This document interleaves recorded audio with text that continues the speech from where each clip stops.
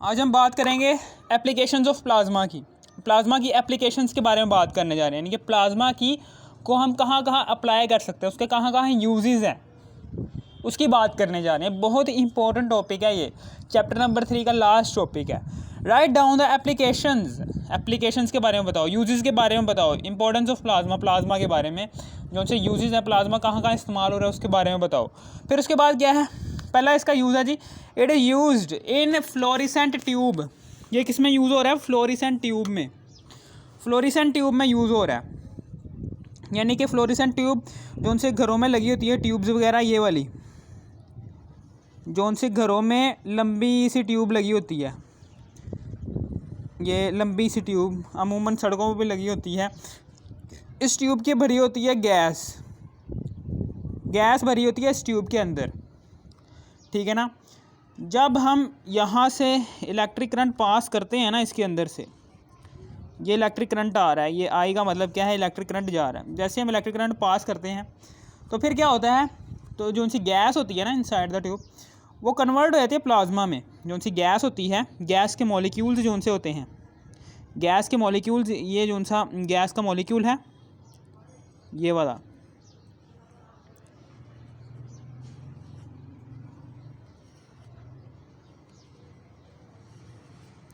ये गैस का मॉलिक्यूल है, ठीक है ना। ये देखें यहाँ पर ये और ये गैस का मॉलिक्यूल है। जैसे ही आपने इलेक्ट्रिक करंट पास करेंगे तो ये गैस के मॉलिक्यूल में से एक इलेक्ट्रॉन निकलेगा, ये एक इलेक्ट्रॉन निकलेगा, बाहर जाएगा। गैस के एक एटम में ये जो उनसे जैसे इलेक्ट्रिक करंट पास होगा ना, तो गैस का एक एटम क्या करेगा, इलेक्ट्रॉन को खारिज करेगा, ठीक है ना। यानी कि यहाँ से इलेक्ट्रॉन निकल गया, जैसे इलेक्ट्रॉन निकलेगा तो इस एटम के ऊपर क्या आ जाएगा, पॉजिटिव चार्ज आ जाएगा। यानी कि ऐसे करके इसके ऊपर क्या आ गया, एक इलेक्ट्रॉन ये वाला निकल गया, और बाकी जो उनसे 3 जोड़े हैं इलेक्ट्रॉन्स के वो आ गए इधर, ठीक है।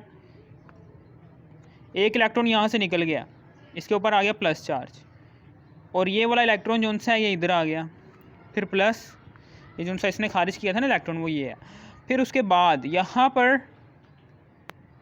एक न्यूट्रल मॉलिक्यूल, यानी कि सारे के सारे जो उनसे हैं गैस के मॉलिक्यूल्स, वो कम्प्लीटली कन्वर्ट नहीं होते आयंस में, कैटाइंस में, ये कैटाइन है। कुछ मॉलिक्यूल गैस के क्या होते हैं, वो न्यूट्रल हालत में मौजूद होते हैं, यानी कि उन पर कोई चार्ज नहीं आता। यानी कि गैस के कुछ मॉलिक्यूल्स क्या करते हैं, वो कैटाइंस में तब्दील हो जाते हैं, लेकिन गैस के कुछ मॉलिक्यूल्स वैसे ही रहते हैं, यानी कि न्यूट्रल हालत में ही रहते हैं, वो आयंस में तब्दील नहीं होते। और जो उनसे गैस के मॉलिक्यूल्स आयंस में कन्वर्ट हो जाते हैं, उनके जो उनसे फ्री इलेक्ट्रॉन्स होते हैं वो भी प्लाज्मा में शामिल होते हैं। हमेशा याद रखना कि जितने गैस के मॉलिक्यूल्स कैटाइंस में कन्वर्ट होते हैं, यानी कि फॉर एग्जांपल 100 मॉलिक्यूल हैं इसके अंदर गैस के, 100 में से 50 मॉलिक्यूल्स जो उनसे गैस के होते हैं वो कैटाइंस में कन्वर्ट हो गए हैं, ठीक है ना। 50 मॉलिक्यूल्स कैटाइंस में कन्वर्ट हो गए हैं, ठीक है ना, और 50 मॉलिक्यूल न्यूट्रल हालत में रह गए हैं, ठीक है ना।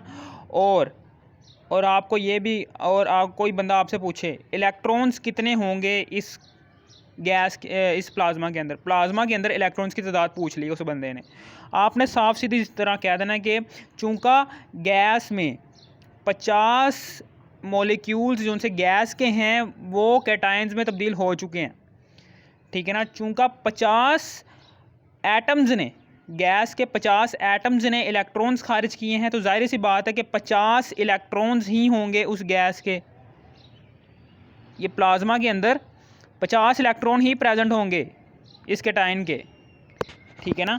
ये है, यानी कि हमेशा याद रखना कि जितनी कैटाइन की तादाद होगी ना प्लाज्मा के अंदर, उतने ही इलेक्ट्रॉन्स की तादाद होगी, ठीक है ना। इसलिए हम कह सकते हैं कि प्लाज्मा जो उनसा होता है ये टोटली न्यूट्रल होता है, इसके ऊपर कोई चार्ज नहीं होता, ठीक है ना। जितने पॉजिटिव चार्ज होगा इस प्लाज्मा के अंदर, उतना ही नेगेटिव चार्ज होगा, और पॉजिटिव और नेगेटिव एक दूसरे को कैंसिल कर देगा। ये नेगेटिव चार्ज है, ये पॉजिटिव चार्ज है, जितना पॉजिटिव चार्ज होगा उतना ही नेगेटिव चार्ज होगा, दोनों को कैंसिल कर देगा, और बाकी रह गया ये न्यूट्रल। इसलिए हम कह सकते हैं ये न्यूट्रल मॉलिक्यूल, तो इस न्यूट्रल मॉलिक्यूल की वजह से हम कह सकते हैं कि टोटली न्यूट्रल चार्ज होता है इस प्लाज्मा के अंदर। ठीक है ना, समझ आ गई। और रही बात लाइट कैसे प्रोड्यूस होती है, प्लाज्मा से लाइट कैसे प्रोड्यूस होती है, ये तो पता चल गया ना प्लाज्मा है क्या। प्लाज्मा से लाइट तब प्रोड्यूस होगी कि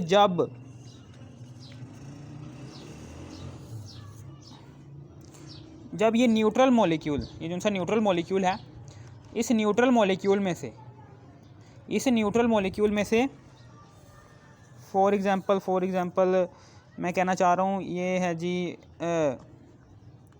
फॉर एग्ज़ाम्पल ये न्यूट्रल मॉलिक्यूल है, ये न्यूट्रल मॉलिक्यूल है यहाँ पर, ये न्यूट्रल मॉलिक्यूल है।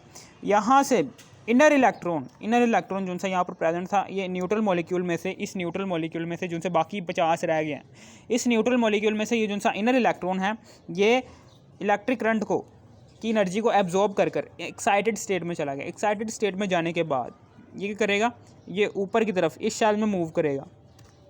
जैसे इस शेल में मूव करेगा ना, इस शेल में मूव कर जाएगा, और फिर उसके बाद ऊपर वाले शेल में मूव कर गया।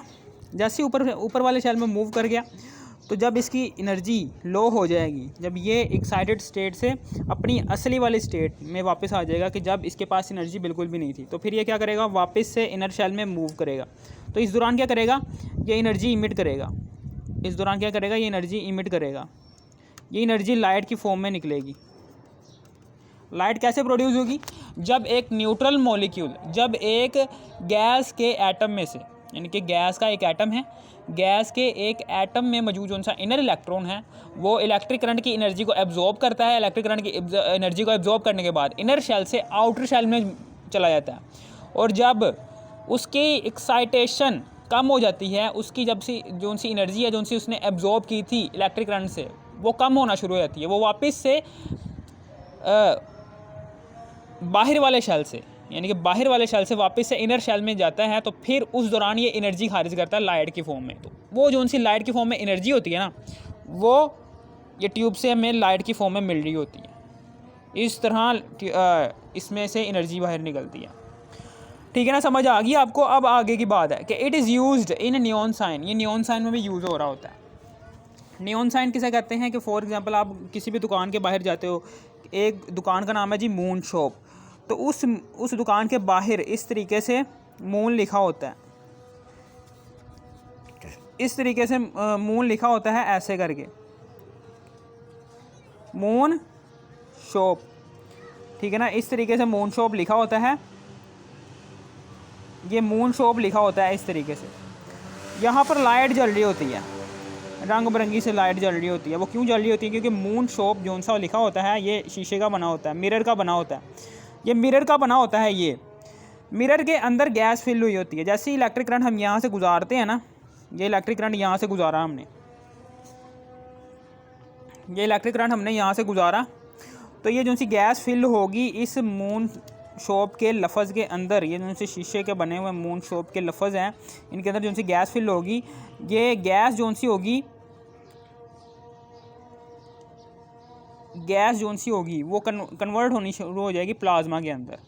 जैसे वो प्लाज्मा के अंदर कन्वर्ट होने शुरू हो जाएगी, तो इस तरीके से यहाँ से लाइट्स प्रोड्यूस होंगी मुख्तलिफ तरह की। फॉर एग्जांपल ये ब्लू का कलर का लाइट प्रोड्यूस कर देगा, ये ग्रीन कलर की, ये येलो कलर की, ये मैजेंटा कलर की, ये सियान कलर की, ये वाइट कलर की, ये ग्रीन कलर की, ये येलो कलर की। इस तरीके से मुख्तलिफ लाइट्स प्रोड्यूस हो जाएंगी। लाइट आपको मैंने बता दिया कि कैसे प्रोड्यूस होती हैं, सेम इसी तरीके से प्रोड्यूस होती है।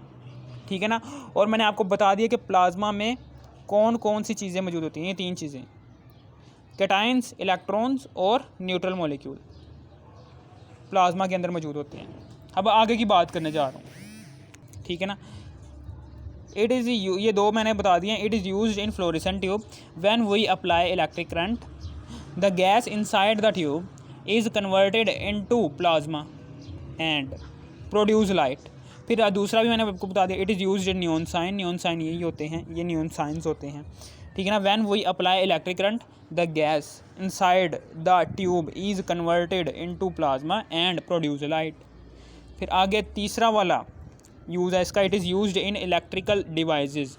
इन्हें हम इलेक्ट्रिकल डिवाइसेस में भी इस्तेमाल कर रहे होते हैं। कंप्यूटर चिप्स में इस्तेमाल हो रही होती है ये प्लाज्मा जो सा, टीवी में इस्तेमाल हो रही है। टीवी में आपको पता है कि लाइट के ज़रिए से ही हम देखते हैं, किसी भी चैनल को के अंदर लाइट जल रही होती है ना, अंधेरा तो नहीं ना होता, वो लाइट प्लाज्मा ही उसका ज़िम्मेदार होता है, जो उनसी टीवी के अंदर लाइट जलने वाली है। Electrical devices, electrical pulse switches में भी इस्तेमाल हो रही है, लेज़र में भी इस्तेमाल हो रही होती है। फिर आगे, it is used for the sterilization of surgical instrument. ठीक है, समझ आ गई। It is used for the sterilization of surgical instruments. ठीक है ना, स्टरलाइजेशन ऑफ सर्जिकल, स्टरलाइजेशन का मतलब क्या है, जरासीम से पाक करने के लिए। ठीक है ना, जरासीम से पाक करने के लिए। इनके फॉर एग्जांपल एक इंस्ट्रूमेंट है, कैंची है। कोई ऑपरेशन किया आपने, किसी भी मरीज़ का ऑपरेशन किया, वो ऑपरेशन के दौरान वो कैंची जो उनसी होती है वो उसमें जरासीम चले गए हैं मरीज़ के। उस मरीज़ के जरासीम को किल करने के लिए हम क्या करते हैं, उस कैंची को लेते हैं, एक बॉक्स में डालते हैं। ठीक है ना, ये कैंची है जिसके ऊपर जरासीम है, इसको एक बॉक्स में डाल दिया है और अब इसके ऊपर प्लाज्मा, बॉक्स के अंदर प्लाज्मा भरा होता है। फिर प्लाज्मा की बौछार कर देते हैं इस कैंची के ऊपर और जरासीम सारे के सारे किल हो जाते हैं। इसको हम कहते हैं स्टरलाइजेशन प्रोसेस। किसी भी सर्जिकल इंस्ट्रूमेंट की स्टरलाइजेशन इस तरीके से की जाती है, जरासीम से पाक उस इंस्ट्रूमेंट को इस तरीके से किया जाता है। It is used in food preservation. इसको हम फूड प्रिजर्वेशन में भी इस्तेमाल कर रहे होते हैं। यानी कि एक सब्ज़ी रखी हुई है, एक सब्ज़ी को हमने इस बॉक्स के अंदर रख दिया। ठीक है ना, एक सब्ज़ी है, सब्ज़ी ख़राब ना हो, उस एक सब्ज़ी है, हम चाहते हैं वो ख़राब ना हो। ठीक है ना, हम ख़राब ना हो तो हम क्या करते हैं, हम ना प्लाज्मा, हम ना उस सब्ज़ी को रख देते हैं। हम क्या करते हैं, उस सब्ज़ी को कहाँ पर रख देते हैं, हम क्या करते हैं, उस सब्ज़ी को ना, ये सब्ज़ी है कोई भी, इस सब्ज़ी को रख दिया है इस बॉक्स के अंदर कि जिसके अंदर प्लाज्मा फिल है। तो प्लाज्मा क्या करेगा, इसमें बैक्टीरिया की ग्रोथ को रोक देगा। ठीक है ना, जब बैक्टीरिया की ग्रोथ नहीं हो पाएगी सब्ज़ी के सतह के ऊपर तो सब्ज़ी ख़राब भी नहीं होगी। जब सब्ज़ी ख़राब नहीं होगी तो आपकी सब्ज़ी प्रिजर्व रहेगी। यहाँ पर क्या होगा, प्लाज्मा जो बैक्टीरिया की ग्रोथ को फ्रीज़ कर देगा। बैक्टीरिया की ग्रोथ, अमूमन सब्ज़ी तभी ख़राब होती है कि जब बैक्टीरिया की ग्रोथ ज़्यादा हो जाए। हमें पता है कि बैक्टीरिया जो सा होता है ना, वो एवरीवेयर, हर जगह मौजूद है, हमारे हाथों पर मौजूद है, हमारे हाथों में मौजूद है। जब हम खुराक खाते हैं तो वो खुराक के ज़रिए हमारे हाथों से खुराक पर लगते हैं और खुराक जो उनसे होती है वो हमारे जिस्म में जाती है। जब वो हमारे जिस्म में जाती है तो मैदे के अंदर HCl होता है, हाइड्रोक्लोरिक एसिड होता है। वो क्या करता है, वो बैक्टीरिया को किल करता है। वो क्या करता है, वो बैक्टीरिया जो उनसे आपके हाथों के ज़रिए से आपके जिस्म के अंदर चले गए हैं, उसको बैक्टीरिया को किल करने में मदद देता है। इसी तरीके से आपका सलाइवा है, वो भी बैक्टीरिया की ग्रोथ को रोकता है। ठीक है ना, ये दो चीज़ें परवरदिगार ने आपके जिस्म के अंदर इसलिए ट्रांसफ़र की हैं ताकि बैक्टीरिया की ग्रोथ आपके जिस्म में रुक जाए और कोई बीमारी ना हो बैक्टीरिया की वजह से आपके जिस्म में। इसी तरीके से इसी तरीके से फूड जो सा होता है, फूड खुराक जो सी होती है, फॉर एग्ज़ाम्पल खुराक में तो कोई HCl नहीं है कि जो उसे बैक्टीरिया की ग्रोथ से बचा सके, कोई उसमें सलाइवा नहीं है जो उसे बैक्टीरिया ग्रोथ से बचा सके। तो हम खुराक को कैसे प्रिजर्व कर सकते हैं हम, ठीक है ना। फॉर एग्ज़ाम्पल गोश्त है, पहले ज़माने में क्या होता था कि पहले ज़माने में हम अमूमन पहले ज़माने में क्या होता था कि लोग क्या करते थे, गोश्त को प्रिजर्व करते थे, गोश्त को नमक लगाते थे, नमक लगाने के बाद उसको रख देते थे और वो इस तरीके से उसमें बैक्टीरिया की ग्रोथ नहीं हो पाती थी। जब बैक्टीरिया की ग्रोथ नहीं हो पाती थी तो समझ ले आपका गोश्त सही है, सही हालत में मौजूद है। इसी तरीके से आज के दौर में क्या है, आज के दौर में गोश्त को महफूज किया जाता है फ्रिजों के अंदर। वो मसला क्या है कि गोश्त जो सा होता है ना, गोश्त के अंदर, ठीक है ना, बैक्टीरिया की ग्रोथ हो रही होती है ऑप्टिमम टेम्परेचर पर। जो सी बैक्टीरिया होती है उसकी ग्रोथ हो रही होती है। बैक्टीरिया की ग्रोथ का ज़िम्मेदार कौन सा होता है, कौन सा टेम्परेचर होता है, ऑप्टिमम टेम्परेचर। ये ऑप्टिमम टेम्परेचर पर हो रही होती है बैक्टीरिया की ग्रोथ। ऑप्टिमम टेम्परेचर कौन सा टेम्परेचर है? एटमॉस्फेरिक टेम्परेचर, यानी कि हमारे एटमॉस्फेयर का टेम्परेचर, एटमॉस्फेरिक टेम्परेचर, हमारे एटमॉस्फेयर का टेम्परेचर ही बैक्टीरिया की ग्रोथ का ज़िम्मेदार है। अगर हम किसी भी चीज़ को एटमॉस्फेयर में रखेंगे तो वो चीज़ जो सी होगी, वो गोश्त जो सा होगा, वो बैक्टीरिया की ग्रोथ उसमें हो जाएगी। जब बैक्टीरिया की ग्रोथ होगी, बैक्टीरिया की तादाद उस गोश्त के अंदर बढ़ेगी, तो बैक्टीरिया उस गोश्त को जल्दी से खाएंगे। जब जल्दी से खाएंगे तो उस गोश्त में बदबू आना शुरू हो जाएगी और वो आपके खाने के लायक नहीं रहेगा। हम क्या करेंगे, उस गोश्त को रख देंगे फ्रिज के अंदर। जैसे फ्रिज के ऊपर वाले खाने में रखेंगे तो फ्रिज में बहुत ज़्यादा ठंडक होगी। जब बहुत ज़्यादा ठंडक होगी तो वो जो सी ठंडक होगी वो टेम्परेचर को कम कर देगी। जैसे टेम्परेचर कम होगा ऑप्टिमम टेम्परेचर से, कि जहाँ पर किसी भी बैक्टीरिया की ग्रोथ होनी थी उससे कम होगा, तो समझ लेना वो बैक्टीरिया जो सा होगा वो ऑप्टिमम टेम्परेचर नहीं हासिल कर सकेगा। जब बैक्टीरिया उस गोश्त के अंदर मौजूद जो सा बैक्टीरिया है, जब वो ऑप्टिमम टेम्परेचर नहीं हासिल कर पाएगा फ्रिज के ऊपर वाले खाने में, तो उसकी ग्रोथ क्या वहीं पर ही रुक जाएगी। जब ग्रोथ रुक जाएगी तो आपका गोश्त आराम से हफ्ते महीने महफूज रहेगा आपके फ्रिज के ऊपर वाले खाने में। ठीक है ना, ये ठीक है ना, समझ आ गई आपको, बैक्टीरिया की ग्रोथ रुक गई है। अब आगे है जी, it is used for the generation of electricity. इसको हम इलेक्ट्रिसिटी की जनरेशन में भी इस्तेमाल कर रहे होते हैं, फूड प्रिजर्वेशन में भी इस्तेमाल करते हैं हम इसे। It is used for the generation of electricity, electricity के जनरेशन में भी इस्तेमाल कर सकते हैं। यानी कि आपको पता है कि लाइट जो सी होती है वो एक, यार इलेक्ट्रिक करंट से ही लाइट बन रही है ना, इलेक्ट्रिसिटी से ही लाइट प्रोड्यूस हो रही है। हमारे कमरों में लाइट कहाँ से आ रही है? इलेक्ट्रिसिटी से ही आ रही है। वो इलेक्ट्रिसिटी का ज़िम्मेदार कौन है? प्लाज्मा है। Plasma is used for the generation of electricity. The electricity produced from plasma is pollution free. जो सी इलेक्ट्रिसिटी प्रोड्यूस हो रही है प्लाज्मा से वो पोल्यूशन फ्री है। ठीक है ना, यानी कि जो सी फ्लोरेसेंट ट्यूब है, फ्लोरेसेंट ट्यूब में से इलेक्ट्रिक करंट जब पास होता है तो फ्लोरेसेंट ट्यूब के अंदर जो सी गैस है वो आयोनाइज होकर प्लाज्मा में तब्दील हो जाती है। इस दौरान कोई धुआं वगैरह नहीं निकल रहा होता, लाइट को कोई नुकसान नहीं पहुंच रहा होता, बल्ब को वैसे का वैसे ही रोशन हो रहा होता है। ठीक है ना, समझ आ गया आपको? इस तरीके से जो सी लाइट प्रोड्यूस हो रही है प्लाज्मा से, वो क्या है? पोल्यूशन फ्री है। अगर आपको इस वीडियो की ज़रा से भी समझ आ गई, इस वीडियो को तो लाइक और सब्सक्राइब और शेयर भी कर देना। Thanks for watching me.